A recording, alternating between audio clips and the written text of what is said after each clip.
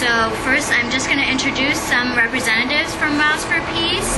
We have Ali Nasri and Yahya Rouhani.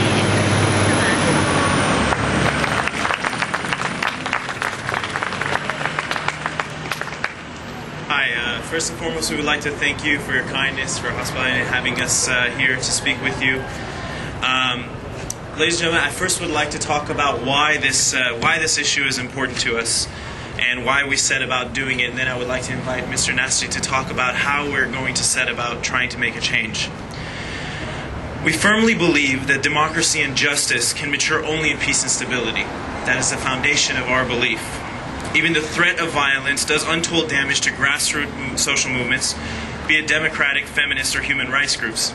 Each of these social movements is effectively killed in a climate of fear or extreme pressure. Thus, in addition to war, threats thereof, economic sanctions also do their part to stifle any kind of evolution of nations' democracy. In the face of war, starvation, and unemployment, the public has no choice but to set aside political ambitions and to seek their basic necessities. Let me clarify that by pressure and fear, I am speaking of those imposed from outside in nations outside the border. No democratic evolution has lacked internal pressure, yet external pressure will only hurt the innocent, while the governing authority reaps an unprecedented amount of patriotism. Ladies and gentlemen, even the youngest of us have experienced war. We have seen the sadistic, animalistic, and horrifying face of a senseless conflict.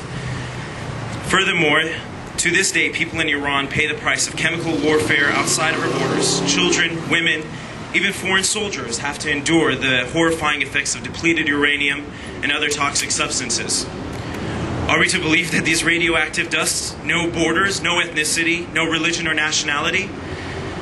It is the brave soldiers who enlist to protect their nation, the innocent children who are orphaned by a bullet, the mothers, the fathers, they whom in 2 years' time have to face the physical and psychological horrors far beyond any seen on a battlefield. Thus, we also challenge the language of international politics, believing terms such as collateral damage to reduce human suffering to an inhuman statistic. We challenge the press not to simply focus on notions of preemptive military strikes. However, terms such as this have forced us to seek notion of preemptive peace. It is time that humanity, as we believe, evolves beyond the need for violence. We are, my dear colleagues, nothing more than a fragile species on a minuscule speck of dust, suspended precariously in an ever-expanding universe. We do not propose to change the entire order and structure of the world, only to leave one that is better, more peaceful, more just for those that follow after us. And with this, I would like to invite Mr. Nasri to come and talk about how we set about and what our mission means to us, why we chose to use a bicycle, and why we have come here to talk to you Americans as well as other people around the world.